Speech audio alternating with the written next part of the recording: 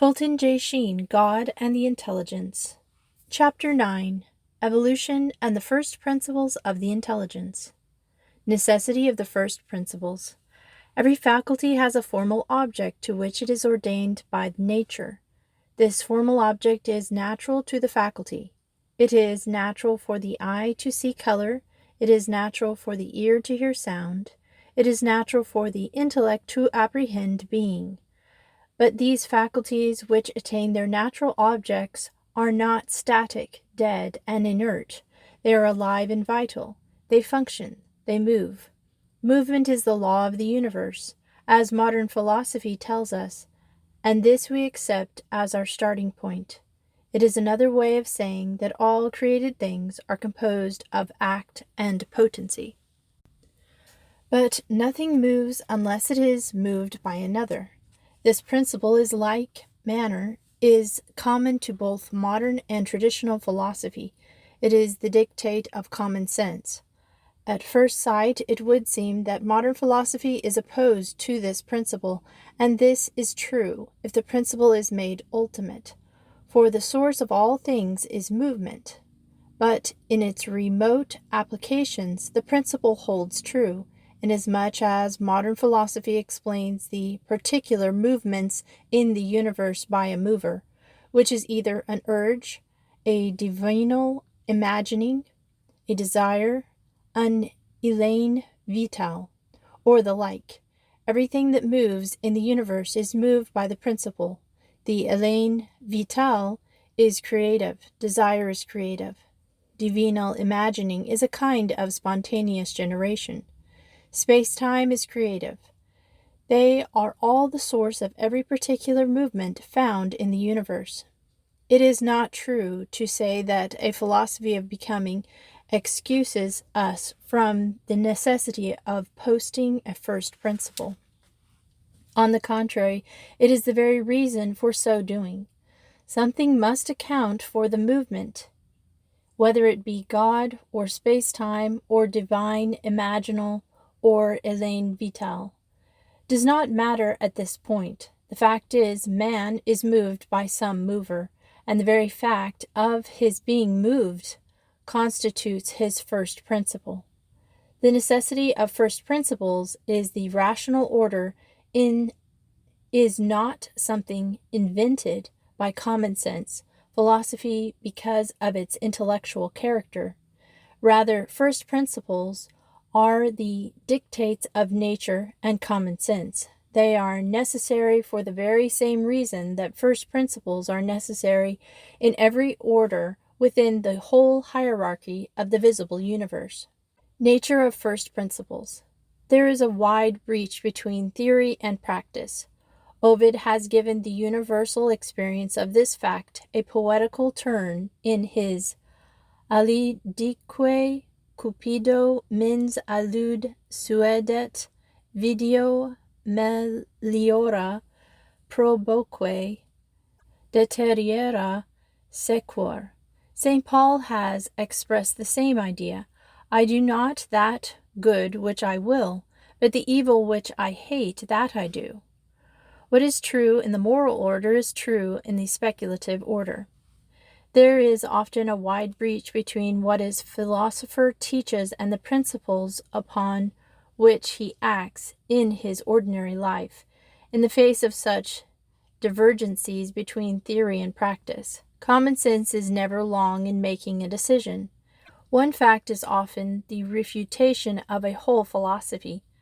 Berkeley, the English empirical idealist, refuted in his philosophy by dodging a runaway horse. Diogneus answered Zeno's philosophical arguments about the impossibility of movement by walking. Henry Moore answered Descartes' philosophical arguments of the reciprocity of movement. That is indifferent to say that we move to our destination or our destination moves towards us, by asking Descartes the reason of fatigue after running towards his destination. Schopenhauer nullified his philosophy of cosmic suicide by dying a natural death. Mr. Chesterton upsets the extreme determinist philosopher by asking him why he says "thank you" for the mustard, and in Bergson, the inseparation of modern philosophy, after writing 3 volumes on the philosophy of becoming, finally confesses that the Aristotelian doctrine is really the natural metaphysics of a human mind, which, however, he condemns. These judgments passed on philosophical theories, as well as a host of other judgments which we make in the course of the day, are judgments of common sense. Common sense is a term we have been employing throughout to characterize the philosophy of Aristotle and St. Thomas and their successors.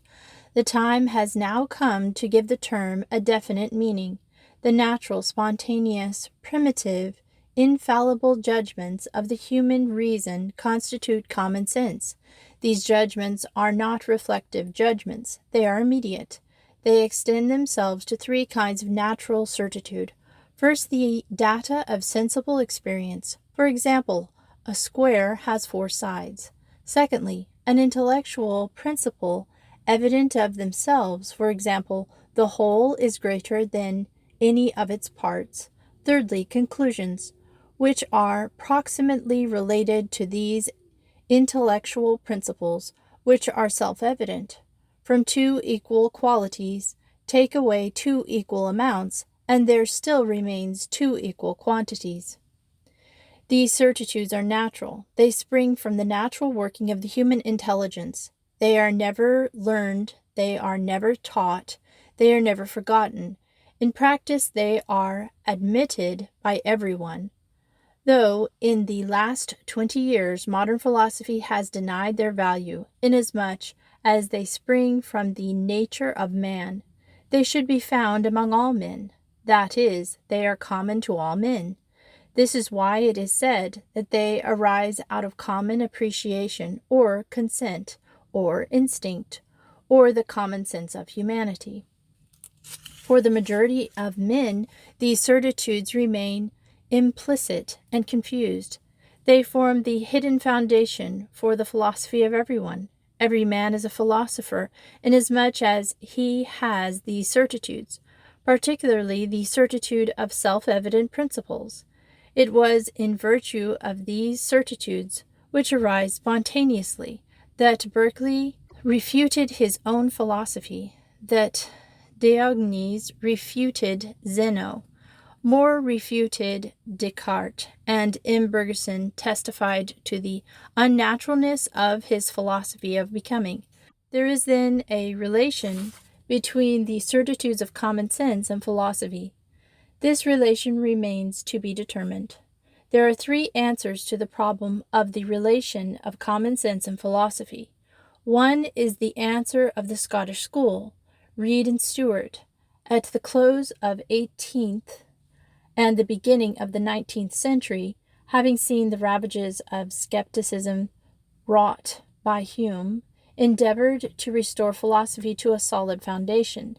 They admitted that the certitudes of common sense were valid, but common sense with either an instinct or an authority would serve as a foundation of philosophy. Another answer to the problem of the relation of common sense and philosophy is that of sentimentalism and intuitionalism. Lord Balfour, in his Foundations of Belief, W. H. Mallock, in his Is Life Worth Living, placed the foundations of philosophy in a faith dictated by the need of our noblest inspirations. James M. Bergson, Bradley, Professor Pringle, Pattison, Dr. Schiller, and the generality of modern philosophers agree in basing these certitudes on some vision of the practical or on an intuition. This second group of philosophers, who have been classed under the title intuitional or sentimental, differ from the Scottish school in denying any value of common sense as the basis for philosophy. Between these two extremes, the one admitting the validity of these certitudes of common sense, but making common sense a blind authority or instinct, and the more modern school, which denies all value to the certitudes of common sense, stands the philosophy of Aristotle and St. Thomas. On the one hand, it opposes itself to the Scottish school by denying that philosophy is founded on the authority of common sense, and on the other hand, it opposes itself to modern philosophy, which denies all value to common sense. Positively, its position is that philosophy is derived from common sense, regarded as the natural intelligence of first principles. One of the elements of common sense is the knowledge of first and immediately evident and naturally known principles, e.g., the whole is greater than any of its parts. If, therefore, philosophy finds its principles already proclaimed by common sense, let it be well understood that it is not because they are proclaimed by common sense, it is not because they are based on the authority of common sense, taken as the general consent or the common instinct of humanity, but it is because they are proclaimed by the absolute and unique authority of the evidence which it has for principles. Philosophy is superior to common sense in its mode of knowing, for common sense is simply the raw material from which the whole edifice of philosophy is built. As regards the object of knowledge, however, common sense is, in its technical meaning, superior to philosophy and to all the sciences, for the latter are based on the natural evidence of first principles. Modern philosophy, in breaking with common sense, may justifiably be contrasted with common sense philosophy, as has been done through the whole of this work. In opposing itself to common sense, it takes its stand against the immediate judgments of all mankind. Its doctrine make loose speculation for the classroom, but for life they are unsuited. Yet this is their greatest boost. The naive, the mysterious, the original, and not the reasonable, has become the standard by which they are judged.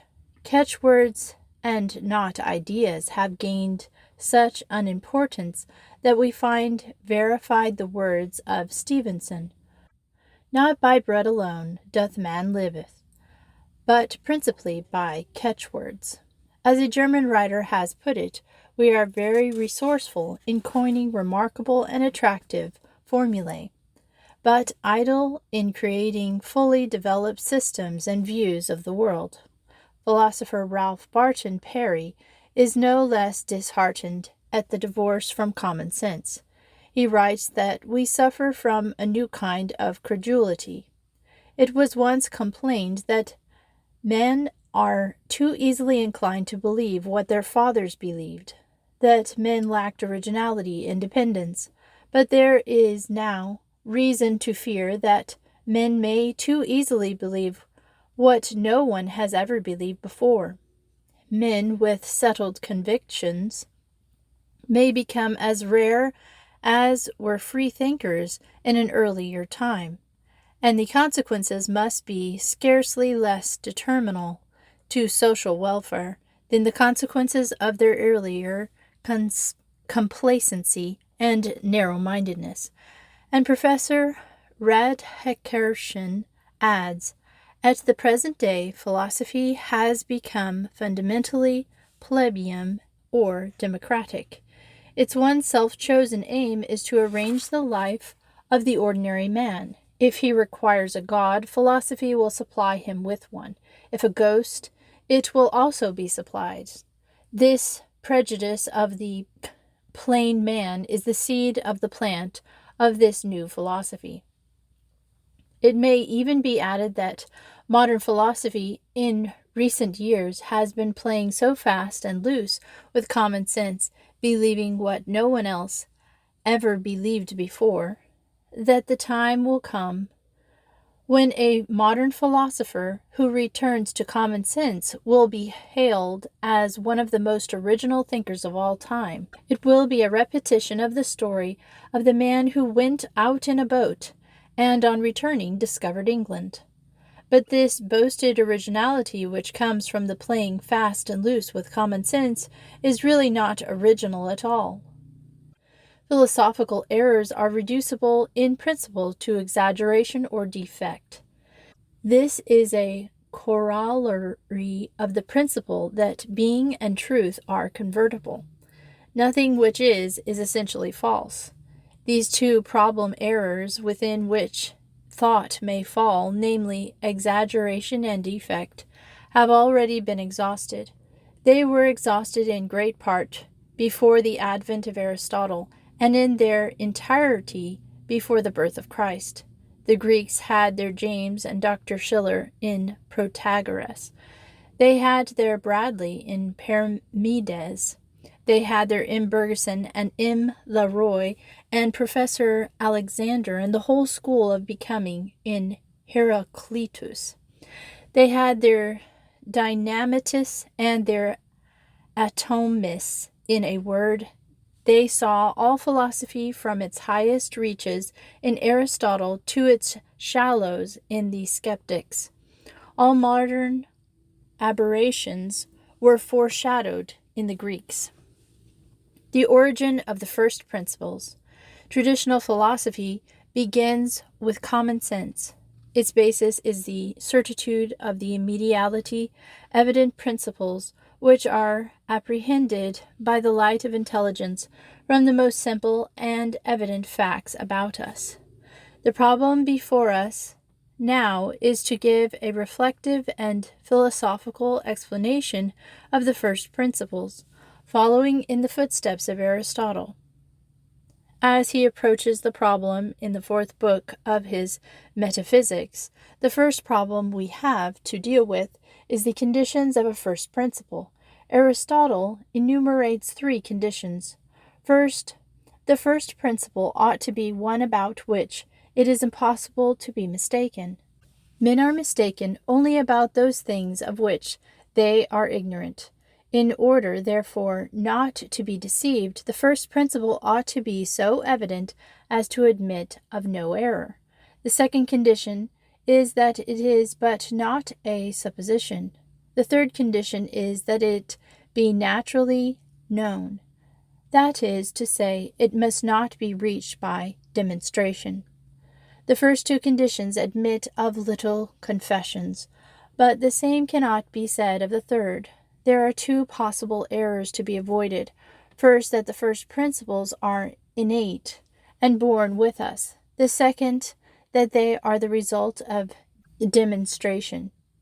In recent times, certain philosophers who have given themselves over to a superficial reading of the angelic doctor have concluded that he identifies that which is naturally known with what is innate.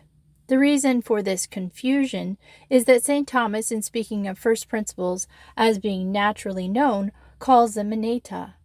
Before passing to the explanation which St. Thomas gives of these terms, it is well worth while to read the opinion of Aristotle regarding innate first principles, in the sense that we are born with them. In the last chapter of the 2nd book of his Posterior Analytics, the philosopher tells us that to suppose these treasures are innate is really absurd.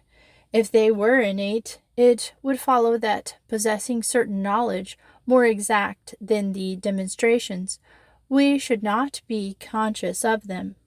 But the other extreme is also false, namely, to say that we derive them from demonstration.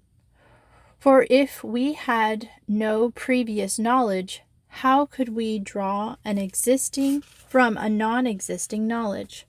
If then the habit of first principles does not exist in us as determined and complete, and if they are not acquired by demonstration, as the sciences are generated in us from pre-existing principles, how may they be said to be natural? There are in me certain natural habits which exist partly by nature and partly through an exterior principle. The habit of first principles is exactly of this kind.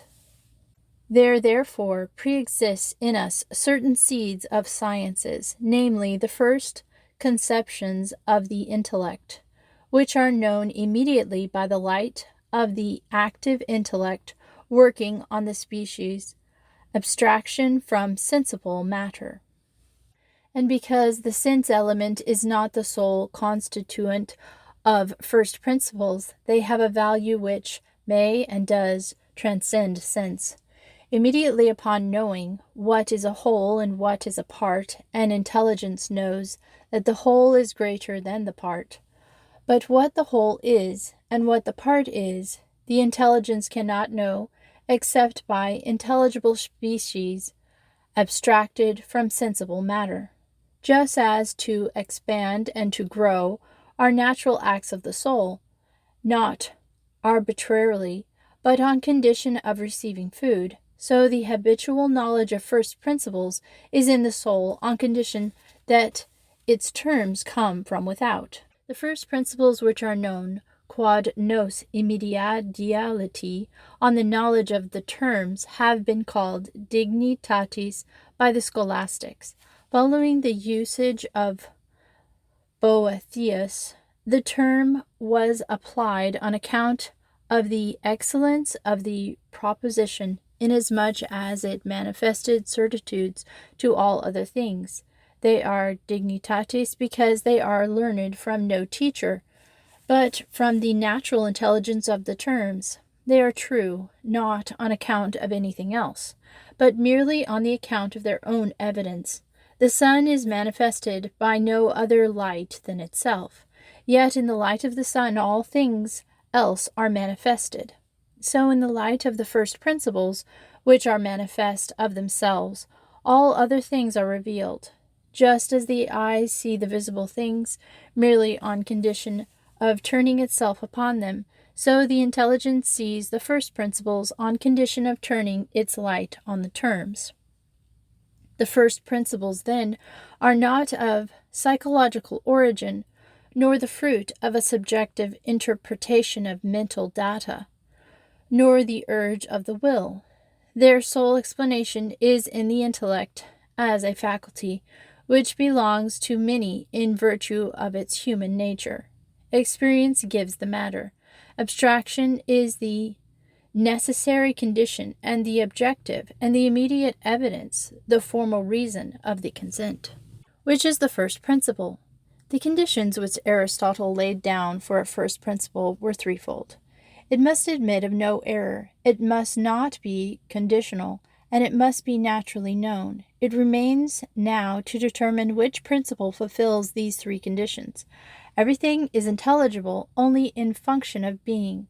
In the ontological order, being is first, and without being nothing is known. A judgment is the composition and division of concepts. The first judgment in the ontological order, in the sense of being the most fundamental, must be a judgment of affirmation, and the second a negation, for there is no modality more ultimate than that of affirmation or negation. The supreme judgment will therefore be, being is, non-being is not. This principle of identity is not purely tautological, as Kant believed.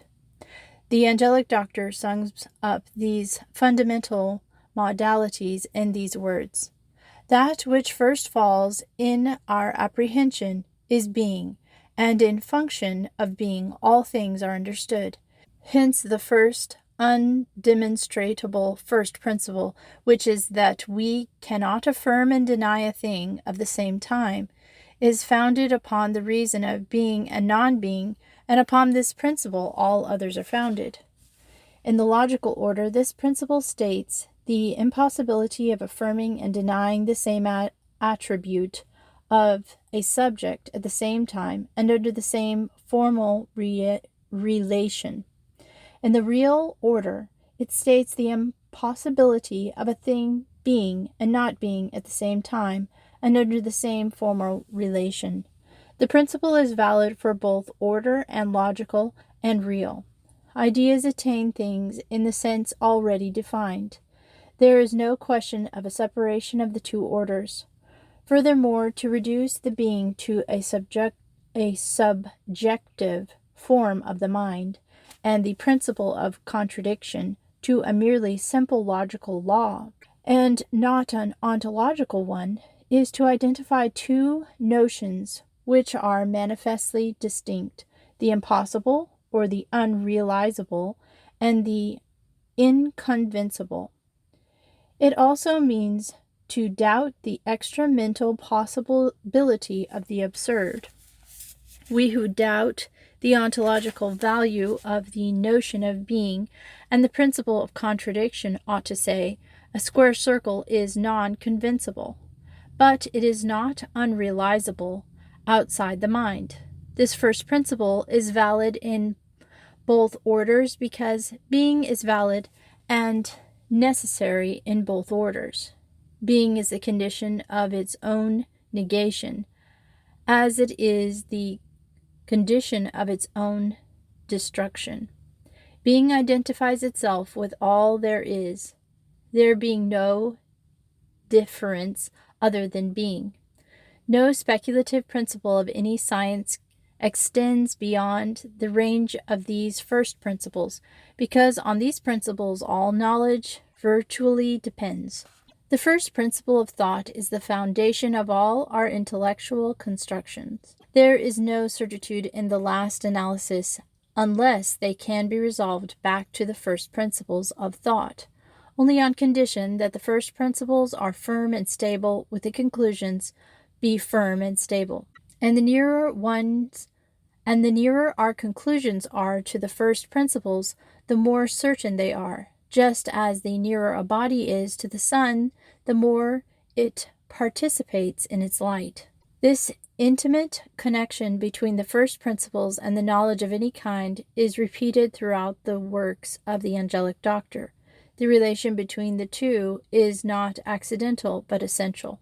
If someone should err regarding the principle that the whole is greater than any of its parts, geometry would be impossible, because it is often necessary to have recourse to this principle in some of the succeeding operations. But if this is true for geometry, it is much more true of the principle which underlie all knowledge, for ultimately we accept conclusions because of the principles. So, thoroughly do the first principles of thought, and in particular the principle of contradiction, penetrate our conclusions, that given by conclusion of any human science whatever, and an intellect capable of tracing premises, we could eventually trace the given conclusion to the first principle which prompted it. It is merely a question of finding a first mover in the rational order. We cannot go back infinitely, otherwise we should never have the present movement. We must eventually come to some active principle which sets all the others in movement, and this is the principle of contradiction. St. Thomas sums up this doctrine admirably in his commentary on Aristotle in these words: "Nothing can be known by the intellect except in function of being. Since, therefore, this principle, it is impossible for a thing to be and not to be under the same relation, depends on the knowledge of being. Just as this principle, the whole is greater than any of its parts, depends on the knowledge of the whole and of the part. It is said to be naturally the first principle of the second operation of the intelligence, namely judgment. No other judgment is intelligible, except in virtue of this judgment, just as the whole and the part are not known except in function of being. So, in like manner, this principle, the whole is greater than any of its part, is known only in virtue of the above-mentioned principle. This first principle fulfills the three conditions which Aristotle laid down for a first principle. It admits of no error. It is not conditional nor hypothetical. It is naturally known, once the terms of the proposition are known. This first principle is the urge, or the motive force of human reasoning. What the determination of the form and the end is for plants, what instinct is for animals, this and more of the first principle is for man. There are no breaks in nature. The watertight compartments in an intelligible universe are quite impossible, we concede, even with emphasis. The acts of reason are like the acts of nature. Art imitates nature so far as it is possible. In certain things, nature acts from necessity and never fails in the particular activity. The bird builds a nest, the bee makes honey, all from the necessity of instinct. Now, if the acts of reason imitate nature, there must be a certain analogical necessity in the intelligence. This necessity is found in the mind's assent to first principles, in which there can never be a defect of truth, and by which the certitude of knowledge is acquired. In these senses we are determined. There is no liberty regarding first principles, as there is no liberty for an acorn not to become an oak. Our assent to first principles is necessary and spontaneous. Fundamentally, there are only two errors possible regarding the nature and the first principles. These errors are from a denial of one of the essential elements of knowledge. In Greek philosophy, the two errors are represented by Parmenides on the one hand and Heraclitus on the other. Parmenides denied the data given by the senses. In denying this, he denied multiplicity and becoming. He reduces the real to the rational, being to mind, the concrete to abstract, and the transcendence of God into immanence of the spirit. The modern followers of Parmenides are the Italian idealists. Heraclitus, on the other hand, fell into pure empiricism. The only reality, therefore, is that which is revealed by the senses, namely becoming. He reduced the rational to the real, the spirit to the sensible, and God to the world. The modern followers are the philosophers of becoming. The two errors of Greek thought, one of which is a cosmic and the other atheistic, are both half-truths, one refusing to open the eyes upon the world of sensible movement, and the other refusing to reflect upon the world which it sees. The truth is to be found in the philosophy of Aristotle and St. Thomas, in the tradition of common sense. With Heraclitus, it admits the reality of becoming. With Parmenides, it admits the primacy of being over becoming. Becoming is too genuinely real to be called nothing. Parmenides did, yet it is not real enough to be called being, as Heraclitus did. It is therefore between being and nothing. It is a potency. But why is modern philosophy so adverse to these first principles of the intelligence? The general reason given to this, the first principles of thought, are intelligible only on the condition of a static universe. For their right understanding, there must be substance, which remain fixed throughout the flux of things. But there are no things, there are only actions. What we call a thing is merely the solidification of the flow of things wrought by the intelligence. In pure change, there is a change without a thing that changes. Movement has no necessity of a mover. It is in vain that one seeks in change the things that change. It is only provisorily and to satisfy our imagination that we seek for the things that moves. In fact, nothing is everything becomes.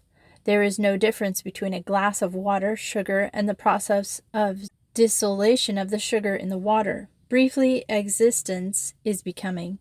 This notion that everything is becoming and that nothing endures is difficult to grasp, as we find nothing like it in nature. Professor Alito is ordered to help our imagination, has represented the eternal diviner as a flowing river without bed, without shores, without mouth, and without source. Another figure which may enable us to grasp the idea has been given by a former disciple of the French Heraclitus. Imagine, he says, a snowball rolling down a mountainside, gradually gaining in size as it descends. Now, making abstraction from the mountain and the snow, abstract everything but pure rolling, and you have an idea of the substance of things. The obvious conclusion that is, nothing endures and everything becomes, the first principles of thought are meaningless. This is precisely the conclusion of the majority of modern thinkers. James was so impressed by the Bergson demeanor, which, he says, made him bolder in his anti-intellectualism, that he finally came to give up logic, fairly and squarely.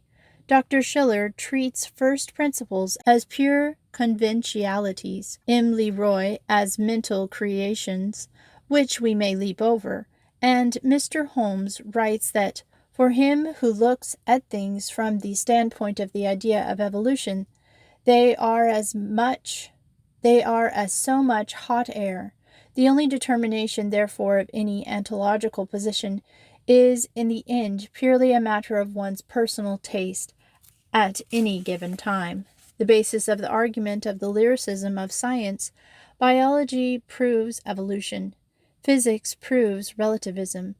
Therefore, philosophical conclusions are relative and evolving. There are no necessary principles. Evolution is a presupposition for philosophy.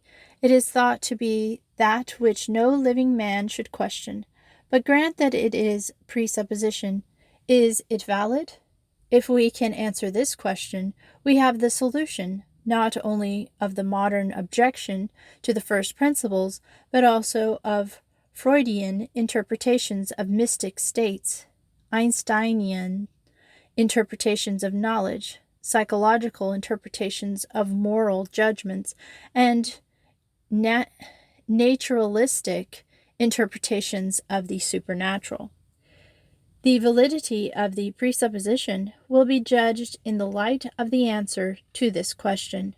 Grant that evolution is a scientifically established fact. Does it follow that philosophical principles and the subject matter of higher science are evolving? We may here take occasion to correct a false impression about the attitude of neo-scholasticism towards modern evolution. Common sense philosophy has never seen anything intrinsically impossible about it. In fact, many of the early fathers saw it something very beautiful, as may be found in St. Augustine and the Alexandrian school, with their doctrine of the rations seminales. There is nothing in evolution which shocks the scholastics. It seems very much in accordance with the scholastic principle that things gradually attain their perfection. Nothing is further from the truth than the words of a recent writer in the Hibbert Journal. Scholastic knowledge has no use for the idea of evolution, and the idea of evolution has no use for scholastic logic. The long list of modern scholastics who have at their head such men as Westman and Mendel is a sufficient answer to such an ill-founded statement. It is true that scholasticism is opposed to a certain form of evolution, and that form sets out as its basic principle that the ontological greater comes from that which is ontologically less.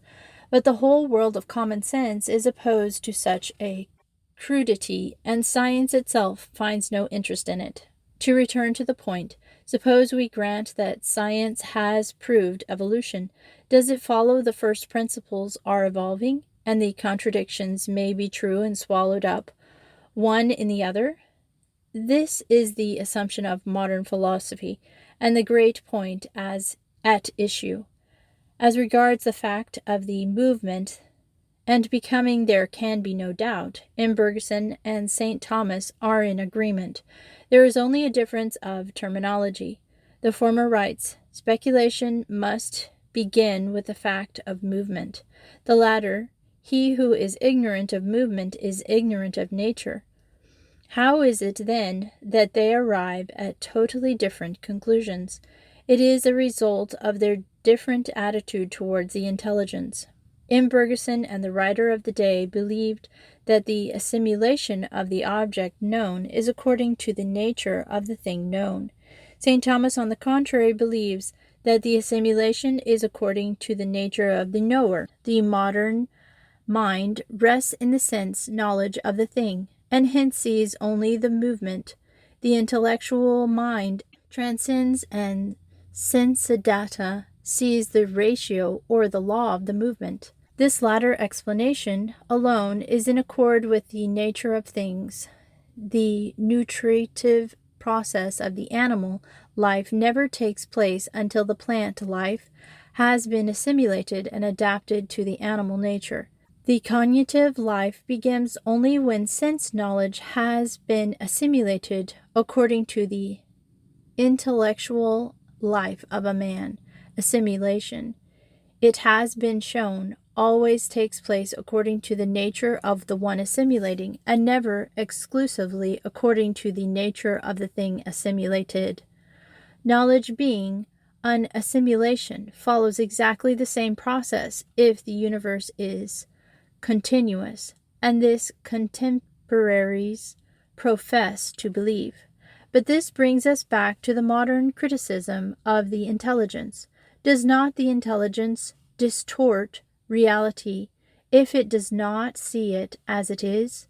It does distort reality if it does not see it as it is in its nature, but otherwise not. He who knows the ratio of a thing knows the thing better than he knows only juxtaposed notes.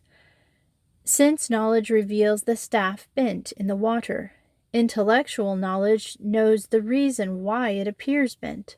Sense knowledge sees the sun rise and set. Intellectual knowledge knows the reason of such a popular belief.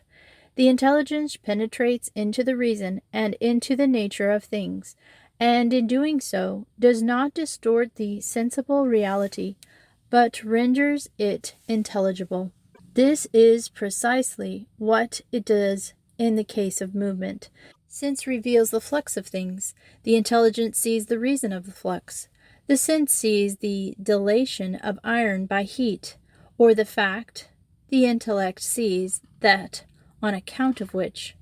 Because then there is evolution in the sensible universe, it does not follow this first principle are evolving. Contingent things can be considered in two ways, either at contingent or as containing some element of necessity. Since every contingent thing has in it something necessary, for example, that Socrates runs, it is itself contingent, but the relation of running to motion is necessary, for it is necessary that Socrates should move if he runs. Now, contingency arises from matter, for contingency is of that which may either be or not be, but potentiality belongs to matter, whereas necessity results from the nature of form, because whatever flows from belongs of necessity to the formed subject. And we will continue the rest of this chapter in our next sitting.